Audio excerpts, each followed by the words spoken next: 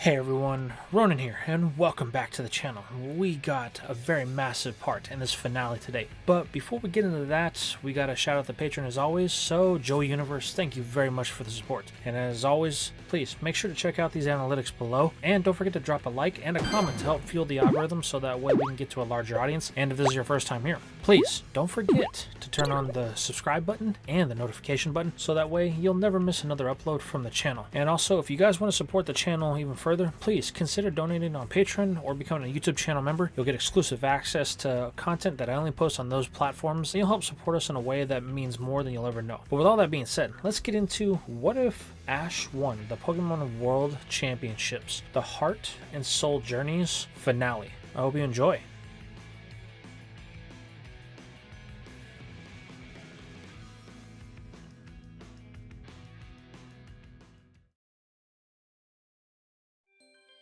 We begin today's part in the city island of Altamar. We see a very familiar blue dragon returning home after being away for some weeks exploring the world. However, Latios isn't going to be greeted with open arms, as Latios doesn't even let it get within the city limits as it rushes into the sky. What follows is a session of Latios scolding the much younger Eon dragon as it left the protection of Altamar without saying anything. She is red with anger at this current point as it put them all at risk. Latios just takes the scolding as Latios is technically right. After all, the reasons that Latios and its siblings came to Altamar was because of them being hunted, and this made Latios their defective leader and protector. However, once the guardian of Altamar vents, Latios begins to explain its actions. What follows is a psychic visual of events that happened with Ash and Hoenn. The boy was in trouble and Latios stepped in to save him. Once Latios sees what the youngling was up to, it lets off a little bit. After all, this is Ash we're talking about here, and she would have done the same thing for him due to the infatuation that she has with him, but that is something that she will keep to herself. However, this feeling of warmth that it was holding on to is going to be replaced with one of dread, as suddenly both Latios and Latios can feel something happen to Ash. The two dragons look at each other, then back at their homes. The two nod, speeding away in the direction of Ash, hoping that it isn't too late. Now we switch over to Ash and Go as we find them asleep in a bed. This is Liza's house. She knew something was off, so after securing the Charizard in a safe place and getting some of the stronger ones to follow her into the deepest part of the valley, she went to provide whatever support she could, but she arrived too late. The battle was over, and the first person she saw was Go. She snapped him up before he sank to the bottom of the lake. She then quickly found Dragonite, but it took a while for her to find Ash and Charizard. They had been washed downstream so far that they were nearly out of the borders of the valley. While Ash was going to be fine, the true concern is Charizard. It was submerged for far longer than the boy, as it had seen that Ash and Pikachu were out cold, so it risked its life to save both of them. But in doing so, its tail flame is now almost out. This is where we find them, with Ash's phone ringing and the boy waking up in a panic. The last thing he remembers is the battle,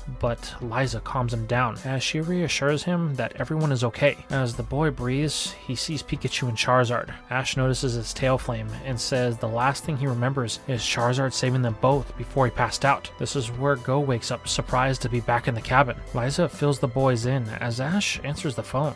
This call is from Lance and Claire. They both inform Ash that they failed in their missions, so they were hoping that the boy had better luck, but Ash says he didn't. They ran into an ambush. Charizard and Dragonite were hurt badly. They were attacked by two members of Team Rocket that Ash and Go have never seen before. The Pokemon they used were a Mega Steelix and a Mega Slowbro. Lance informs the boy that he knows of these two. They are Attila and Hun, and more Team Rocket mercenaries than anything. Giovanni only uses them when he needs really bad things done. Well, they were really strong, far stronger than any other members of Team Rocket that I've faced before, Ash states. Both of them are at a loss for what to do next. They have no idea where Giovanni is headed or what his plans are, but this is where Claire says she might have an idea and be able to help with that, or at least she knows someone that does. She then shows Jesse James a Meowth. This provokes a reaction from Ash as he yells that they can't be trusted. They work for Team Rocket, but Jesse speaks up with no hesitation. Listen, twerp, we want out of Team Rocket. We've wanted out for a long time. Now the boss has taken things too far. He stole our Pokemon,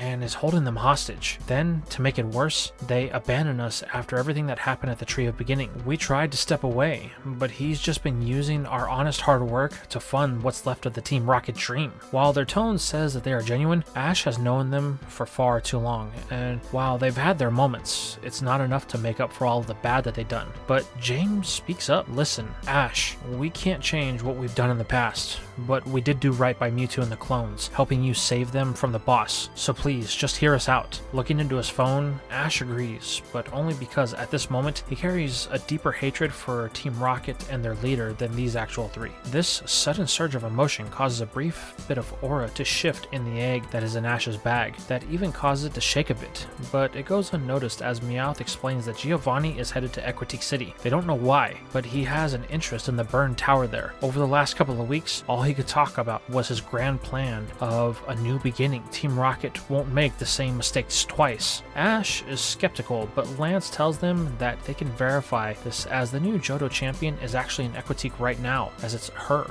hometown. Lance then connects the call to Karen. She answers the phone as it appears to be a party going on in the background. The new champion gloats, asking if Lance is calling for his rematch, but the Dragon Master speaks with a heavy tone. Karen, listen to me. We believe that Team Rocket is in Equitique. Please, you must be careful. We are. And then the line goes dead with everyone. Ash immediately tries to call back, but is unable to get a signal. The boy asks his Rotom phone why it won't connect, but it informs our hero that it can't. There seems to be some sort of electrical interference that is blanketing not only here, but the vast majority of the region. Ash then stands up, still a bit wobbly. We need to get to Equitique. Please transfer me Noivern for Charizard's Pokeball. But the Rotom phone informs Ash that at this current time, it cannot. It seems that they're on their own with what they've got. It's here that Go stands up, stating that they can't just sit around. Giovanni is up to something that isn't good. I think that it has to do with not only Raikou, Entei, and Suicune, but also Celebi, and I think he has all four of them. Why would you say that? Ash questions. It's because Horace told me that he witnessed people matching the description of Attila and Hun, capturing it with the same type of Pokeball that Giovanni had used on Mewtwo back in the Tree of Beginning. Realizing things are now at a fever pitch, both Ash and Go decide that they will be going to Equitique, even if they have to walk there. Ash and Go look at both of their dragons, which causes another round of emotions to form inside of the two. Pikachu and Sabo, who are now awake, can see this, and they notice that the emotions are strongest in Ash, as it causes his bag to jump a bit. Pikachu sees this, but says nothing,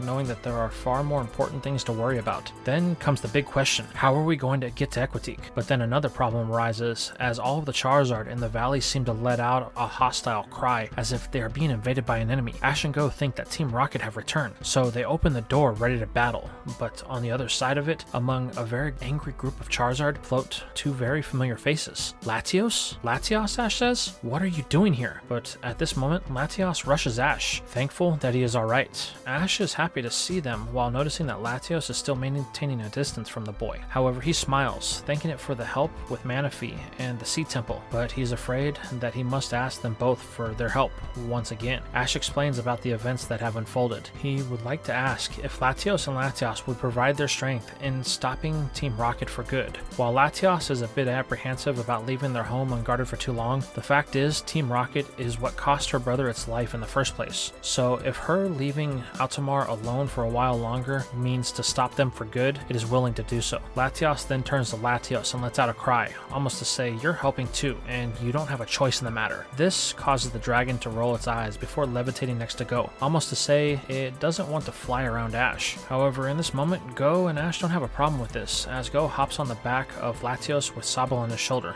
The water type is ready for some danger, as it daydreams about this being the event that is going to allow it to evolve into an Inteleon, like the movie star, so that way it can stop bad guys. Ash then mounts Latios with Pikachu, telling Liza that they will be back soon for Charizard and Dragonite, so please look after them. The girl nods as Go and Ash take off at supersonic speeds to save the region of Johto. Now we move over to Karen, as she has found herself at the house of the Kimono sisters. They and the champion are old friends and have decided to throw her a party after her recent victory. The 7 girls and their evolutions have been enjoying themselves for a better part of the day. Things have been quiet overall except for the party that they are having, but they own a lot of the property here, so they can be as loud as they want. As the good times continue to roll on, the mood is interrupted when Karen's phone goes off. Looking at it, the music stops as everyone can see that it's Lance. They tell her not to answer it, as he's going to kill the mood, but Karen tells them to quiet down. This will only take a second. The septuplets continue their gathering, turning the music back up and begin to party. Karen greets Lance, asking if he's calling for a rematch for his title, but this is the same conversation that the Dragon Master was having with Karen, trying to tell him that they are all in danger and that Team Rocket is in Equitique City before the line goes dead. See, what did I tell you? One of the sisters says he was just going to kill the move, while Sakura jokes that Karen won't be a true regional champion until she stops a disaster. However, Karen didn't like what Lance had to say. Team Rocket, here in her hometown,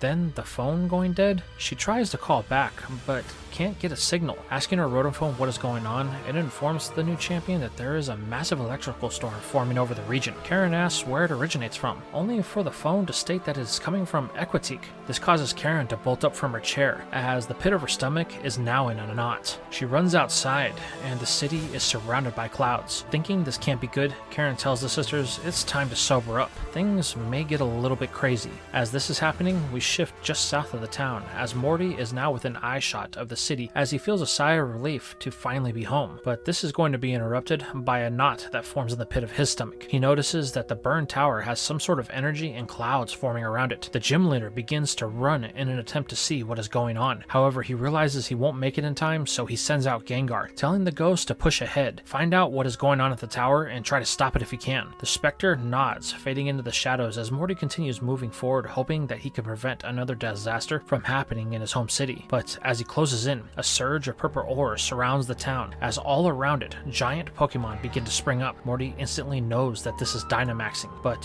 what he can't figure out is how it is happening here in the Johto region, as it was only ever supposed to be able to occur in the Galar region. As the leader stares down the massive kaiju army, he can't help but to think that he hopes Gengar is okay. As Morty tries to find a way into the city, we shift perspective to within the crumbling burned tower. Within its depths, on the very bottom floor that sits under all of the rubble, Giovanni stands over a place that seems really insignificant. However, this place holds special meaning to the history of this town and the region itself, as lights begin to illuminate the area and we can see three very distinct outlines that have been scorched into the stone floor. This is it, Gio muses to himself. The site of your death and resurrection, Boss Rocket says, as we pan out to see four cages behind him that hold a very docile yet very alive set of legendaries. Entei of the Volcano, Suicune of the North Wind, and Raikou of the Thundercloud. You three once fell here because humanity and its greed. Well, how fitting that your new life will be giving once again to fuel that greed. Gio smirks as he looks at the fourth cage and into the lifeless eyes of the time-traveling pixie, Celebi. You four are the key to the door. On the other side of it is the future of Team Rocket, the ability to fix all of the mistakes that have ever been made. It's here that we see some rocket runs carrying in a machine of some sort. It's very heavy, but Namba tells them not to drop it, or it'll be their heads. Now place it in the center of the three marks on the floor. The grunts do their best, stumbling along the way, trying not to drop the heavy apparatus. Gio then asks the doctor if they are ready to proceed, to which Namba, seemingly pleased with himself, states that once they have connected the energy transfer hoses to the containment units, then they will be good to go. Gio tells them to proceed. He wants to get this underway at once. Namba states that it will be simple, however what follows will require some patience on the part of Giovanni. After all, accessing time and space by using the life force of these Pokemon will take time. It's no matter. Time is only an illusion for me at this point. Now proceed. Namba does as told, while Gio watches the life force of Entei, Raikou, and Suicune slowly be drained away. While this is happening, from the shadows, Morty's ace is watching everything unfold. Having spent its life studying the legends of the day that this place burnt down, Gengar knows that this is something that is very dangerous. The ghost type then fades into the darkness and rushes to inform its trainer of the gravity the situation proposes here. While this is happening, the last piece of the puzzle to Gio's plan is is brought in as the GS ball enters the room. Now we shift to Karen and the sisters as they try to leave their compound. However, they are going to be met with a very unpleasant surprise, as once they open the main gate, a flood of Dynamax Pokemon can be seen everywhere in the city. Grunts see Karen and the sisters and know exactly who they are, so their response is to attack on sight. A bit baffled by the sight of Dynamax Pokemon in the Johto region, Karen decides that she won't take this lion down. The Dynamax Ekans and Grimer that came at them are dealt with pretty fast by Karen's Umbreon and her Mega Houndoom, and the Kimono Girl's evolutions. This causes the Grunts to flee, as they thought they would be invincible with the power of Dynamax. These are low-level Grunts, Karen states, but that means that the city is under attack. However, this is when another Grunt appears. You haven't the slightest idea how right you are, the lone Grunt says to the champion. Having no time for games, Karen tells him to drop the disguise. I know it's you. Darn, I could never fool you, he says, as the outfit is ripped off, revealing a very old friend of Karen's, the Interpol agent known as Looker. The PI states that they need to move fast. Not only has Giovanni captured Raikou, Entei, and Suicune, but he is also in possession of the time-traveling Celebi, and now they are at the Burn Tower performing some sort of ritual. This causes the Kimono Girls to become worried, as they are the keepers of the only remaining standing tower in the Brass Tower, so they will need to protect it at all costs. Looker states that Grunts have positioned themselves throughout the city, including the Brass Tower, so they will need to move with caution if they wish to make any type of impact without raising any alarms. However, they can't wait. The tower is the top priority for the family, and they must save it now. Karen knows the girls are serious, so she tells them to go. She will handle Giovanni personally. However, Looker states that will be near impossible, as the security gets tighter as they get closer to him. If only they had some sort of distraction. Well, it looks like we won't have to wait long, Karen says, as she points to the east and west parts of the cities. If you look closely, both Claire and Lance are on their Dragonites with some of their other Pokemon, engaging with the Dynamax Pokemon that surround the city. If you girls want to go, then now is the time. All 7 nod, telling their Pokemon that they must hurry, before taking off in the direction of the Brass Tower. Karen then tells Looker that they need to go. She will be counting on him to get her close, that way she can confront Boss Rocket and put him behind bars once and for all. The Gumshoe tells her that they need to leave now, and they take off in the direction of Giovanni. While this is happening, Karen can't help but to think about what Sakura said about stopping a disaster to become a true champion. She hates psychics. They joke a lot, but they are always right in the end. Now we move to the south of the city as Morty is trying to sneak around and gain access. It's here that Gengar manages to find its trainer and fills him in on everything that it saw. Realizing things are far worse than he originally thought, Morty chooses to engage in battle with the Dynamax Pokemon around him. However, the truth be told is that the only member of his team that stands a remote chance is Gengar, as his other 5 Pokemon are quickly overwhelmed by the power of the transformation. Looking at Gengar, Morty jokes that maybe they should head over to Kalos and try to find a Megastone like Karen did, as it dodges a G-Max Geyser from an Octillery that it is battling. With the 2 outnumbered, they have no times for joke like this as Gengar rolls its eyes. But things quickly change when another Gengar and Golurk appear out of nowhere to help Morty's ace fend off the double attacks from the Dynamax Pokemon. The leader knows who these 2 are. Looking up, he sees both Ash and Go on the backs of the 2 Eon Pokemon as they descend to ask Morty if he is okay. Morty states that he'll be fine, but they need to get to the Burn Tower. Whatever is happening is there, and Gengar informed me that Team Rocket is there with all the legendary Pokemon they've captured, but someone will need to stay here and continue the battle. It's the only way to prevent them from getting to the tower and backing up whoever is there. Looking at each other, Ash and Go tell the ghost types to stay here and help Morty. They will head into the city on Latios and Latios. With their speed, it shouldn't be a problem getting in unseen. Morty agrees to run a distraction while Ash and Go take off, but this does not go entirely unnoticed, as Lance, Claire, and the currently invisible Horace watch from the sidelines. Lance and Claire understand that they need to maintain where they are, but Horace is currently sneaking in from the north of the city with his Bayleaf. They haven't been noticed yet, so the boy is hoping that they will be able to arrive in time to provide support to Ash and Go. Now we cut back to the inside of the tower. Geo is informed by one of the grunts that someone has broken through their ranks and is heading their way. Upon closer inspection, it's revealed to be Ash and Go. While Boss Rocket isn't happy that Ash is getting close once again, he kind of muses at the idea of Ash having to see all of his efforts circle the drain, as he realizes that everything that he's put in to stop Team Rocket is and has always been for nothing. However, he may not get that chance, as Geo watches his last line of defense in the form of Attila and Hun begin to battle with the 2. That Mega Slowbro and Steelix was one of my best investments for those 2. The crime lord thinks to himself. As Gio watches his two mercenaries add a Dynamax, Skarmory, and Xatu to their battle, Namba tells the leader that the device will be charged in a matter of minutes, so here is the control. Smiling, Gio takes it, knowing that he is only moments away from his ultimate victory. But if the boss has learned anything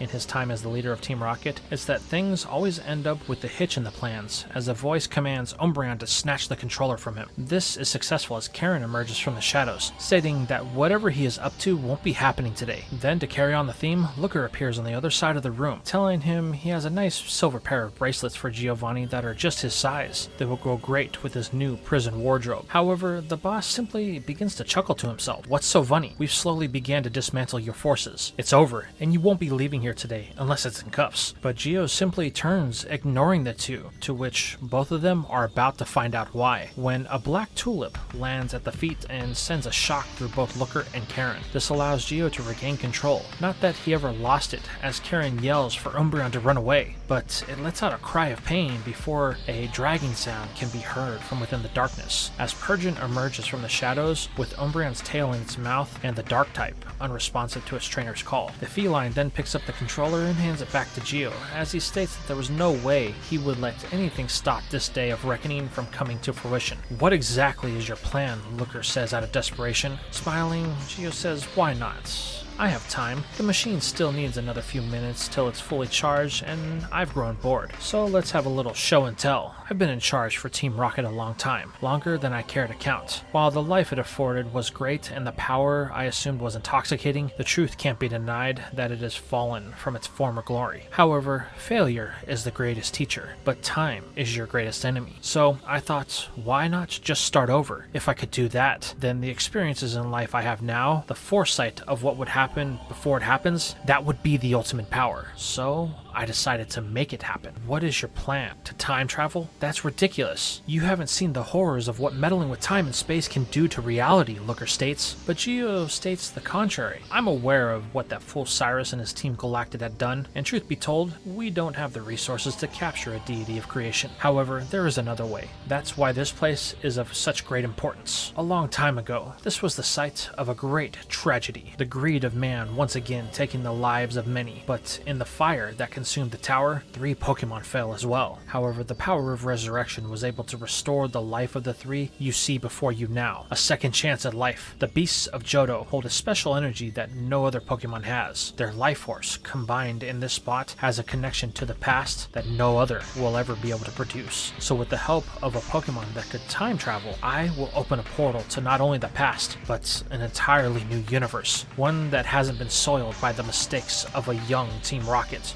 One that has all the potential and resources that it once had. The world will be mine, and this one will only be a memory that fades from existence. This is where Giovanni smiles maliciously at the GS ball. It's here that Namba steps in. The energy that ball contains is one that could power our machine just enough to take everyone of Team Rocket from the modern day and move them to the past. We will be unstoppable. However, Gio then does something that causes his own men to question him. He shuts off the containment field to the GS ball. Wait, Giovanni, what are you doing? We can't reactivate the containment field once it's shut down. Without it, we won't be able to contain the energy of the ball, and we won't be able to go into the past. Gio then turns to the doctor. When did I ever say we? Back outside, Ash and Go are in the midst of their battle with Attila and Hun. We find that Go has been battling Hun and her Mega Slowbro and Dynamax Xatu. Latios is doing the best it can to take on the Kaiju while Go handles Mega Slowbro. In this moment, Raboot is bested by the Mega, leaving Sabo as the lone Pokemon to face it down. However, the first stage isn't afraid, as it has a brief daydream about its hero, the movie star Inteleon. It wants to stop the bad guys just like it. This motivation triggers something in the water type,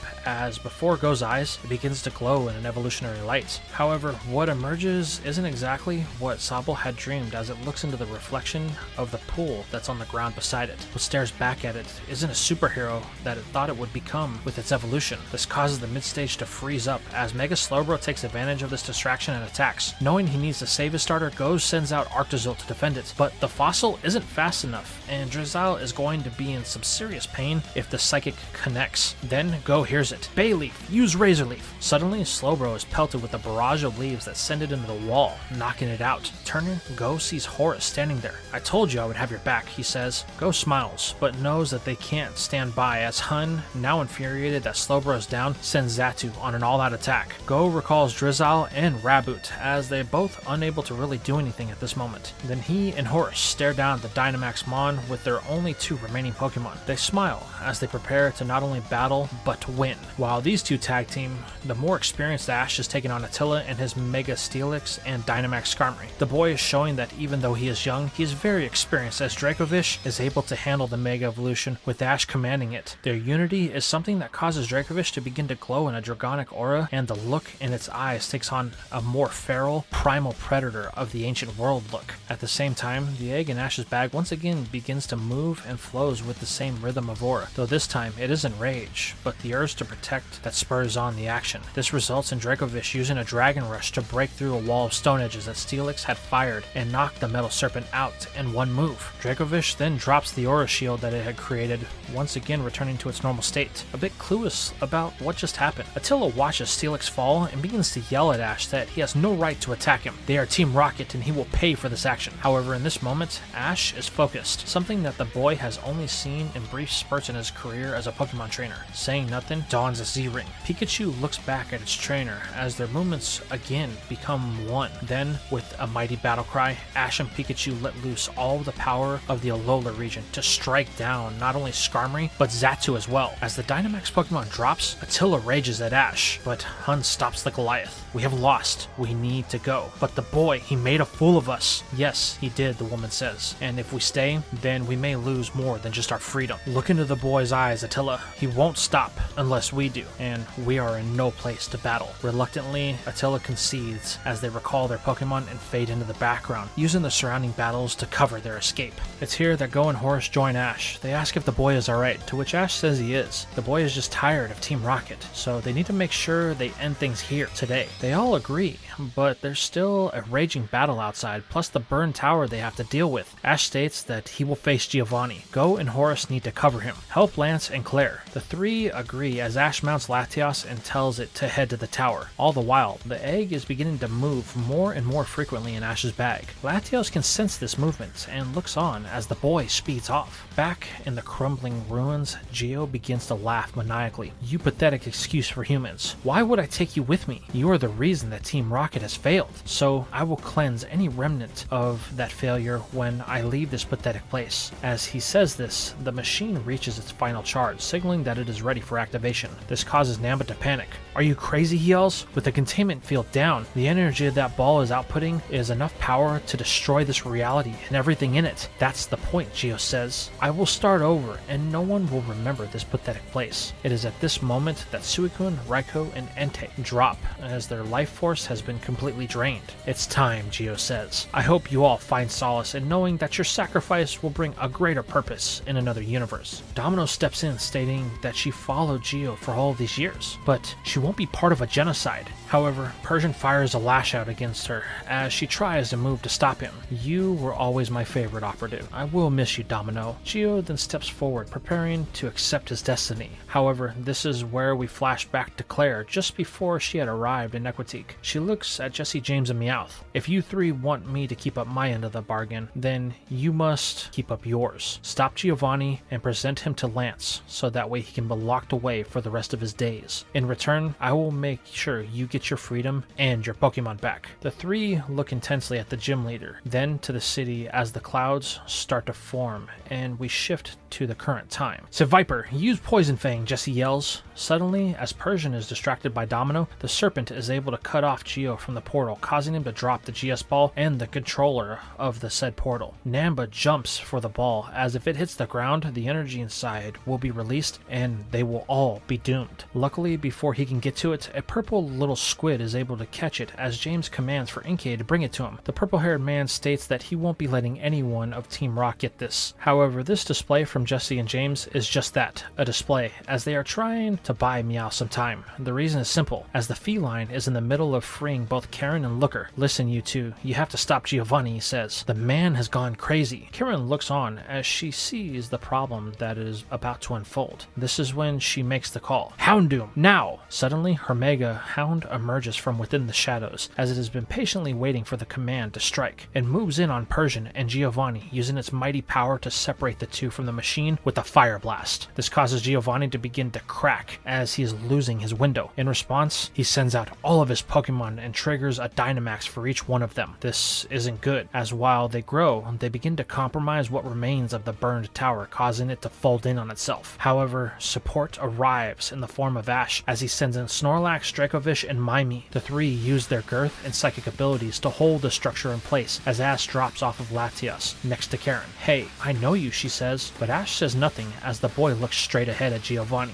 "We have to stop him before he does whatever he's planning." His Pokemon are now rampaging throughout the city, while Gio just stands there and laughs while Persian is able to take down Viper. He sees this as his moment and steps to the portal. However, he is stopped when a thunderbolt strikes the ground beside him. Turning, Gio sees Ash finally. "You're not leaving," the boy yells. Laughing, Boss Rocket says there's nothing that the boy can do to stop him, so he should just give up. However, Ash doesn't let him finish his sentence as Pikachu rushes in with the quick attack. This causes Persian to defend its trainer, but the mouse won't be stopped as it fires an Electroweb to ensnare the cats temporarily. Ash then turns to confront him, ignoring Karen and the others. This is where Namba and Damo approach the champion, telling her that they need to send this ball into the portal now. If they don't, then it will explode and end this reality and all life in it. But Karen isn't willing to believe them right away, as they are Team Rocket members after all. But Looker states that he knows Namba is telling the truth. He may be a lot of things, but self-deletion isn't something that the doctor wants for him or anyone. This is where Jesse and James join the three, stating that they only want their Pokemon and their freedom, nothing more. "You can have this ball." Looker knows the two from the time that they spent in Sinnoh. They helped him stop Team Galactic. "If you hand over the ball, then we never saw you," the agent says. James commands Inky to do so as it lands in Namba's hands. Karen looks at the two former Rocket members. "Your care for your Pokemon is what carries you. I hope you find them. Now go." Jesse and James then take off in the name of self-preservation as the structure is beginning to crumble despite the best efforts of Ash's other Pokemon. Karen then turns to Namba. "If you try anything, Houndoom will not hesitate to turn you as black as it is." "Noted," the doctor says as he heads to the portal, with Karen and Looker keeping a close eye on him while providing cover. While this is happening in an effort to stop the remaining rampaging Dynamax Pokemon, some unexpected help has shown up in the form of Johto's Elite Four. We see them dividing the work among themselves as Go, Horace, Lance, and Claire to provide what support they can to the elites, though this will be difficult as the remaining Pokemon are Giovanni's personal team. This puts us back in the battle with Ash and Giovanni. While Pikachu is powerful, the fact is that it has been battling non-stop and is beginning to feel the fatigue set in. This causes it to take a lash out from Persian, sending it into the wall. The feline closes in for the kill at the command of Giovanni. "I will take great pleasure in ending you in the next reality, boy." This causes Ash's emotion to surge one more time, though this time it begins to draw the attention of everyone as the fear for Pikachu has once again triggered the egg as Ash's bag erupts in a blinding light. Opening it up, Ash can see the egg is beginning to hatch. Then he lifts the incubator out of the sack and a burst of aura envelops the area as a pressure surge knocks everyone down. Once everyone regains their faculties, they can see that the egg is hatched, only to reveal a Riolu surging with aura. The Emotion Mon can sense Ash as the one that it has linked with and sees that he is responding to the Pikachu being in danger. Riolu wastes no time in rushing in a now very confused Persian. In one move, it uses a vacuum wave to strike down the feline and save Pikachu. However, that isn't the only thing. It seems that Riolu now has its sights set on Giovanni. The boss is now enraged at this interference, but that's not the least of his worries, as he eyes Namba in control of the portal, changing the reality that is on the display of it. He then watches as the GS ball is shoved into the portal. "Hurry," Namba says, "we have no time. It is about to explode." It passes through the portal as Namba cuts the power to the machine. However, as it closes, the ball goes nuclear, and they see the reality ending, energy being sent their way. The portal then closes, closes just before they become part of the energy, but they do get hit with one of the shock waves that makes it through right after, before the portal closes. This causes the tower to begin to finally crumble under its own weight. Realizing they need to get out, Karen and Looker make their escape with Domino and Namba, but they see Ash and Ryulu staring down a now catatonic Giovanni. Come on, kid, we need to go, or we will be crushed. But it's like Ash and Ryulu are in a trance. They can't hear anything or anyone. Knowing she can't leave them behind, Karen rushes back, telling Houndoom to grab Pikachu, while she tries for the boy. Snorlax and Ash's other Pokemon provide cover for the champion to get to their trainer. She eventually reaches him, snapping Ash out of his trance. This has an effect on Ryulu, as it collapses at the very moment this happens. Wait, I have to get Ryulu, Ash yells, but then Gengar pops out from under the ground and grabs the fighting type, surprising Ash. Okay, now let's go, Karen yells, pulling the boy on one arm. From outside, everyone watches as the scorched structure collapses in on itself, leaving only a cloud of dust in its wake. However, everyone was able to get out in the nick of time, as from the cloud, they slowly begin to emerge. Go and Horace rush to make sure Ash is okay. The boy confirms that he is fine, but is worried about Ryulu. Wait, did your egg? Yep, says Ash, it hatched. But it was strange. It seemed like me and Ryulu were sharing the same mind for a moment. Then, in an instant, my focus was broken, and it fainted. I've felt something like this before, Ash says, but it's been a long while. That's strange. I hope it isn't something dangerous, Go responds. This is where Horace asks if they were able to save Celebi or the other Pokemon, but Ash shakes his head with tears in his eyes. We weren't. Giovanni drained them all of their life force before we could free them. I'm afraid that there was nothing we could do. This causes a wave of sadness to wash over everyone as they are joined by the Elite Four, Lance, Claire, and the Kimono sisters as Latios and Latios levitate above. However, the sisters know one thing about this place that no one else does. There is a reason that this place was sought after in the past, which caused the fire in the first place. Sakura steps forward, asking everyone to clear the area. Then she tells her sisters to take their positions. This is the moment they have practiced their whole lives for. The girls spread out, surrounding the tomb that was once the burnt tower. Sakura then pulls out a flute from her kimono and begins to play. A soothing melody begins to echo throughout the town as the brass tower begins to glow in a golden aura. Everyone watches, stunned by the beauty of this demonstration, though it appears to have no effect on the current situation. Then a cry rings out, coming from above the clouds as a rainbow light begins to pierce the veil. Wait, Morty responds. Is that what I think it is? However, the leader won't have to wait long, as from above descends the mighty legend of Heart. Ho-Oh. Sakura then prays to the immortal phoenix. Please, great Ho-Oh. There were innocent casualties due to the greed of man. We once again ask for your mercy, and not let the ones that were lost due to our arrogance continue to suffer. Silence befalls everyone as Ho-Oh levitates above, contemplating their request. This seems like it takes forever, but just as the tension reaches a boiling point, Ho-Oh begins to glow with the heart and fire of the morning sun before letting out a gut-wrenching cry and bathing the area in a splendid power. Then, as quickly as it came, it ascends back to the heavens, leaving the humans once again with the gift that it has given them. This leaves everyone in a state of confusion as nothing has happened. This causes Morty to begin to question the belief that he has held his entire life. From within the ashes erupt Suicune, Entei, and Raikou. The three beasts look at the humans with a feeling of aggression. This is the second time in their lives humans have caused their deaths. This is something that they won't forget before vanishing from sight. Then a flash and a brief glimpse of Celebi appears in front of Horace, almost to say thank you for your help, before the time traveler teleports once again for parts unknown. This moment causes an emotional shift in Ash. In doing so, Ryulu responds by waking up in the boy's arms. At first, the fighting type is frightened, not understanding what is happening, but then everything starts to return to it, and Ryulu can feel that Ash is the one that it has been responding to inside of the egg. Kneeling down, Ash greets it like this is the first time that they have met. However, they both know that this is merely a formality, as they both share an extensive history together. Ash tells Ryulu that he's been waiting for it, and asks if it will join him on his adventures. Together, they will see the world and become strong, before presenting it with the Pokeball. The fighting type looks at the strange apparatus, but almost like it knows what it is, the Oromon refuses to be bound by such a machine. This leaves Ash in a weird spot, as Riolu doesn't want to be captured. But secretly, Ash knows why, as Riolu plays with Pikachu in front of the boy.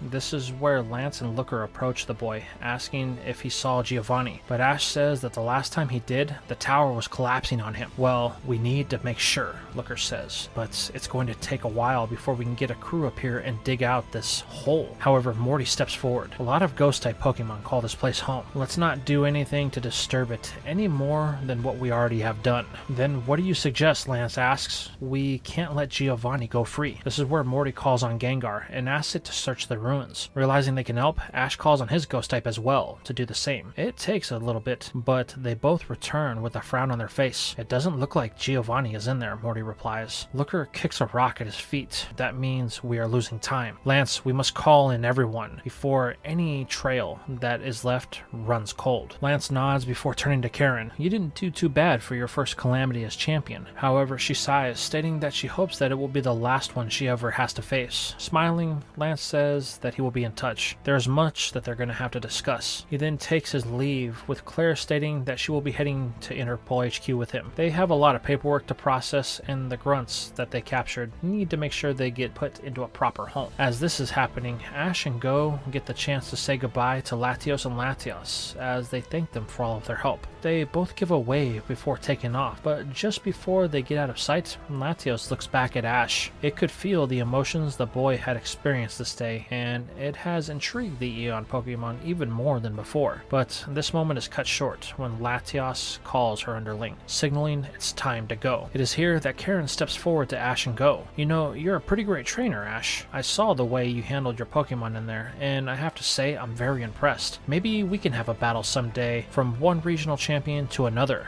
This comment causes Go's jaw to drop as he asks what Karen means. Ash sheepishly says, I guess I forgot to mention that part when we met. Silence befalls them all as we fast forward a few days later on the borders of Blackthorn City. Here stands Jessie, James, and Meowth. Jessie is beginning to think that Claire betrayed them as she is a day late. However, James stated that they needed to give her time. She is a gym leader and one of the good ones, so we should be able to trust her. I don't know, Meowth says. She seemed a little hesitant when we made the deal, but then a gust of wind hits the trio as Dragonite and Claire touch down. Here, she says, fresh from the Interpol lockup, they are all accounted for, as promised. Jessie and James take the sack and open it up, only to have their eyes light up. There they are, every Pokeball that had ever been given to Team Rocket. Claire then breaks this moment of happiness by asking one very simple question. Now that our deal is done, tell me, where is Giovanni? And this is where we are going to bring our adventures in the Johto region to an end. So tell me, how did you feel about this season of What If Ash won the Pokemon World Championship? Did it feel like I did what I set out to do and set Johto on a path to becoming a region of its own and not Kanto 2.0? Did you like the overall story I crafted and the outcome as well? How will things change now that Jessie and James and Meowth are no longer part of Team Rocket? What about Giovanni? Where did he go and how did he escape? And let's not forget about Go and the revelation that Ash is a regional champion. How will that impact their friendship going forward? Let me know your guys' thoughts in the comments down below.